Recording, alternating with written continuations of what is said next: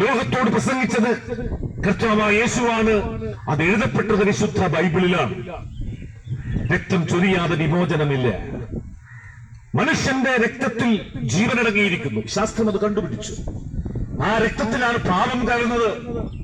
ആ രക്തത്തിൽ കലർന്ന പാപം നീങ്ങണമെങ്കിൽ രക്തം ചൊരിയണം. പക്ഷികളുടെയും മൃഗങ്ങളുടെയും രക്തത്തിന്, ബലികൾക്ക്, യാഗങ്ങൾക്ക് മനുഷ്യന്റെ പാപങ്ങളെ പരിഹരിക്കുവാൻ കഴിയില്ല. എന്നാൽ മനുഷ്യന്റെ പാപങ്ങളെ പരിഹരിക്കുവാൻ കാലത്തിന്റെ തികവിൽ ദൈവസ്വരൂപത്തിലിരുന്നവൻ, ദൈവമായിരുന്നവൻ മനുഷ്യനായി താണഭൂമിയിലേക്ക് ഇറങ്ങി വന്ന് കാൽവരിയിലെ ക്രൂശിൽ തന്റെ ജീവനെ വെച്ചുകൊണ്ട് മാനവരാശിയുടെ പാപങ്ങൾക്ക് പരിഹാരം വരുത്തി. ക്രൂരമായ പീഡനങ്ങൾ ഏറ്റുവാങ്ങി ഞാനും നിങ്ങളും ആദമീയ വംശം അനുഭവിക്കേണ്ടുന്ന സകല അതിക്രമങ്ങളും, അവർ അനുഭവിക്കേണ്ടുന്ന സകല അതിക്രമങ്ങളുടെ ഫലമായ ശിക്ഷയും ക്രൂശിൽ ഏറ്റുവാങ്ങിക്കൊണ്ട് യേശു ഉച്ചത്തിൽ നിലവിളിച്ച് തന്റെ ജീവനെ വെച്ചു കൊടുത്തു.